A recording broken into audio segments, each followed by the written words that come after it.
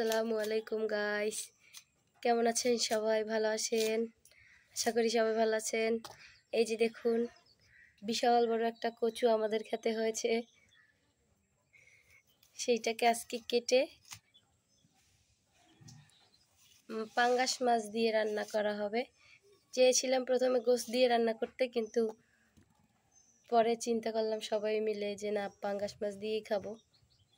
দেখুন, এই যে দেখুন, কাটা হচ্ছে, ভিতরে একটু নষ্ট বের হয়েছে।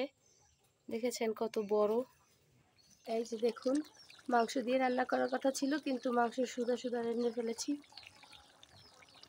শুধু ভুনা করব, ভুনা করে ফেলেছি আর কি।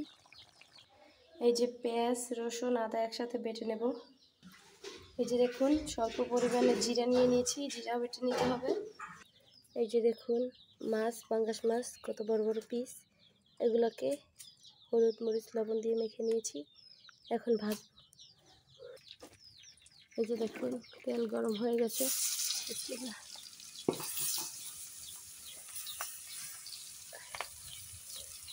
চুলায় রান্না একটু আগুনের কারণে সমস্যা হয়, একটু ধোঁয়া বের হয়।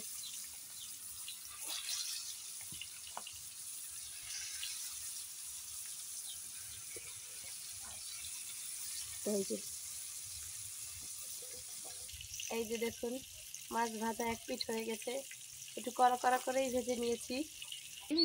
এই যে দেখুন গাইস, এখন পেঁয়াজটাকে সুন্দর করে হলুদ মরিচ, পেঁয়াজ, রসুন, আদা, একটু জিরা দিয়ে দিয়েছি সাথে। এই যে দেখুন, এখন একটু কষিয়ে নেব।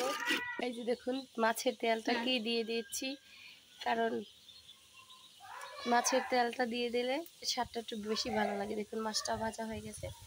এই যে এখন ভালোভাবে কষিয়ে নিব। এই যে দেখুন বন্ধুরা, কষানো হয়ে গেছে, এখন কচু দিয়ে দেব। এই যে দেখুন, হয়ে গেছে। না, মাছটা দিয়ে, এই যে দেখুন বন্ধুরা, কচু দিয়ে দিচ্ছি এখন সুন্দর করে। একটু নেড়ে নিই অল্প দিয়ে, নাহলে আবার লাগতে কষ্ট হবে, সেই জন্য।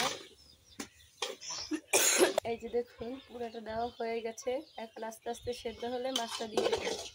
এই যে দেখুন বন্ধুরা, প্রায় কষানো হয়ে গেছে। অবশ্য ধোয়ার কারণে খুব একটা ভালো চিনাচ্ছে না, কারণ চুলায় রান্না করি তো, সেই জন্য।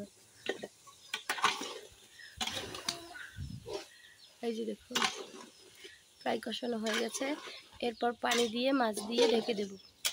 এই যে দেখুন, এখন একটু ঝোল দিয়ে দিচ্ছি, মানে পানি দিয়ে দিচ্ছি, তারপর মাছ দিয়ে দিব। এই যে এখন ঝোল দেওয়া শেষ, এখন মাছ দিয়ে দেব। এই যে বন্ধুরা, এখন মাছ দিয়ে দিব, উপরে দিয়ে একটু মাছ দিয়ে দিব সুন্দর করে। দেখুন, সবগুলো মাছ দেব, আস্তে আস্তে একটু কচুর ভিতরে ঢুকিয়ে দেব, যেন পানিটার নিচে পড়ে, যেন মাছটা সেদ্ধ হয়ে যায়। এই যে হয়ে গেছে, কালারটাও কত সুন্দর লাগছে দেখুন।